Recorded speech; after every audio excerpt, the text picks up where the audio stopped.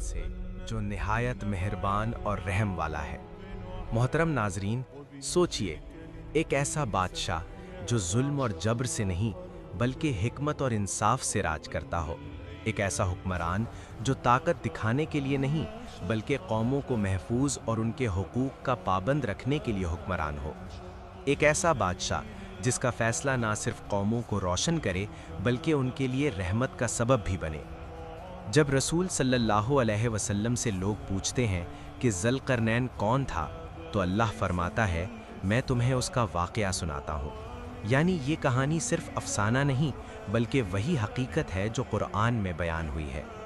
ذی القرنین وہ شخص تھا جسے اللہ نے زمین میں اختیار دیا، راستے اور وسائل دیے اور ہر منزل تک پہنچنے کے ذریعے فراہم کیے، مگر یاد رکھو، جہاں طاقت ملتی ہے وہاں امتحان بھی شروع ہوتا ہے۔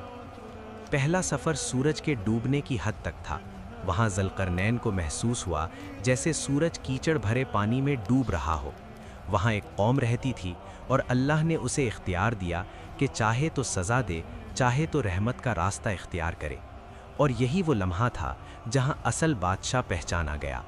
ذی القرنین نے کہا، جو ظلم کرے گا اسے سزا ملے گی، اور جو ایمان اور نیکی اختیار کرے گا اس کے لیے آسان اور بہتر بدلہ ہوگا۔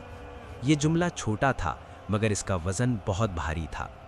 پھر ذی القرنین مشرق کی طرف چلا۔ وہاں نہ گھر، نہ سایہ، نہ دیوار تھا، صرف زمین اور آسمان کے درمیان کھڑے لوگ۔ اللہ فرماتا ہے، ہم ان کے حال سے خوب واقف تھے۔ ذی القرنین نے نہ ان پر حکم چلایا نہ انہیں دبایا، بس آگے بڑھ گیا۔ کبھی کبھی سب سے بڑی حکمت چھوڑ دینا ہوتی ہے۔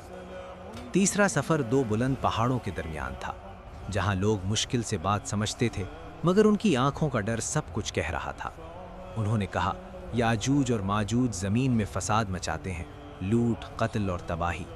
کیا ہم تمہیں مال دیں تاکہ تم ہمارے اور ان کے درمیان دیوار بنا دو؟ ذی القرنین نے یہاں اصل حکمت کا ثبوت دیا۔ اس نے کہا، مجھے تمہارا مال نہیں چاہیے، جو میرے رب نے دیا ہے وہ کافی ہے، تم صرف میری مدد کرو۔ لوہا لایا گیا، پہاڑوں کے درمیان بھرا گیا، آگ بھڑکائی گئی اور پگھلا ہوا تانبا اس پر ڈالا گیا۔ دھیرے دھیرے ایک ایسی دیوار کھڑی ہوئی جو نہ چڑھنے کے قابل تھی نہ توڑنے کے۔ یاجوج اور ماجوج نے کوشش کی مگر ناکام رہے۔ یہ دیوار صرف پتھر اور لوہے کی نہیں تھی، یہ اللہ کی دی ہوئی انجینئرنگ اور ٹیکنالوجی کا نتیجہ تھی۔ سوچئے، آج ہم سٹیل اور الوائز کی بات کرتے ہیں، مگر اس وقت یہ پروسیس صرف اللہ کی رحمت اور ذی القرنین کی حکمت سے ممکن تھا۔ یہ ہمیں سکھاتا ہے کہ علم اور ایمان ساتھ چلنے پر ہی برکت دیتا ہے، اور جو شخص اللہ کے حکم کو مد نظر رکھتا ہے اس کے کام بھی قدرت کا حصہ بن جاتے ہیں۔ طاقت کا اصل مقصد دبانا نہیں، انصاف قائم کرنا ہے۔ آج کے دور میں چھوٹی سے چھوٹی پاور ہو، پیسہ ہو یا انفلوئنس، اصل طاقت وہی ہے جو ذمہ داری اور انصاف کے ساتھ چلتی ہے۔ ذی القرنین نے دنیا کو جیت کر نہیں دکھایا بلکہ دنیا کو محفوظ کر کے دکھایا۔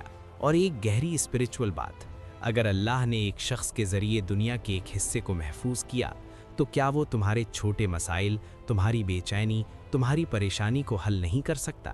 ہمیں بس اللہ پر توکل اور اپنی ذمہ داری کو سمجھنا ہے، کیونکہ جب اللہ چاہے ایک مضبوط دیوار بھی زمین کے برابر ہو سکتی ہے اور تمہاری زندگی کے پرابلمز بھی آسان ہو جاتے ہیں۔ ذی القرنین نے آخر میں کہا، یہ میرے رب کی رحمت ہے، اور جب میرے رب کا وعدہ آ جائے گا یہ دیوار بھی زمین کے برابر ہو جائے گی۔ یعنی نہ دیوار ہمیشہ ہے، نہ طاقت ہمیشہ ہے، نہ بادشاہت ہمیشہ ہے، ہمیشہ صرف اللہ کا وعدہ قائم رہتا ہے۔ اور اسی لیے ذی القرنین کا اصل درس یہ ہے، جو شخص اپنی کامیابی کو اللہ سے جوڑ دیتا ہے اس کا ہر کام برکت اور حفاظت میں بدل جاتا ہے۔